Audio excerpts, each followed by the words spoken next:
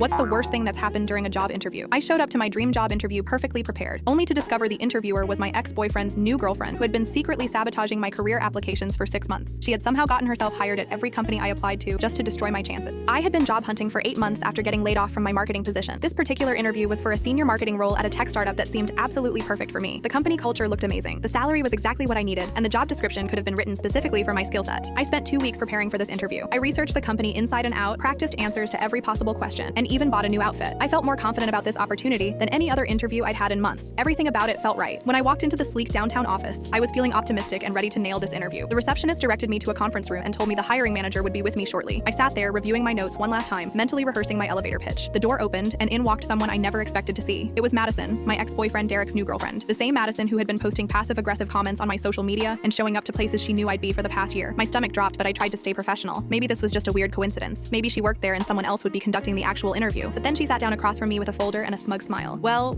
Sarah, right? I'm Madison Chen, the marketing director here. I'll be conducting your interview today. I felt like I was in some kind of nightmare. This couldn't be happening. There was no way this was a coincidence. Madison had somehow found out I was interviewing here and gotten herself into position to be my interviewer. The interview was a disaster from the start. She asked me incredibly detailed questions about gaps in my employment that she somehow knew about. She brought up specific projects from my previous job that had gone poorly, projects that weren't even on my resume and that she should have had no way of knowing about. Then she started asking personal questions that were completely inappropriate for a job interview. She wanted to know about my relationship status and whether I had any unresolved issues with former partners that might affect my work performance. I realized she wasn't just conducting a bad interview. She was actively trying to humiliate me. Every question was designed to make me look unprofessional, unstable, or unqualified. I have to ask, she said with fake concern. I noticed you've had several interviews over the past few months that didn't result in job offers. Is there a pattern we should be aware of? Do you have trouble working with teams or following directions? That's when it clicked. She hadn't just found out about this interview. She had been systematically sabotaging my job search for months. All those interviews that had seemed to go well but never led to offers. All those companies that had seemed interested and then suddenly went silent. Madison had been behind all of it. How many companies have you gotten hired at just to ruin my interviews? I asked, abandoning any pretense of professionalism. She leaned back in her chair with a satisfied smile. Enough. Derek told me how ambitious you were, how you always thought you were better than everyone else. I wanted to show you what it feels like to fail for once. I stood up and walked out without another word, but I didn't go home. I went straight to Derek's apartment and confronted him about his psychotic girlfriend's behavior. Turns out he had no idea what she was doing and was horrified when I told him. Derek broke up with Madison that same day, but the damage to my career was already done. I had to explain to my network why I'd been unemployed for so long and start my job search completely over. Some people really will go to any lengths for revenge.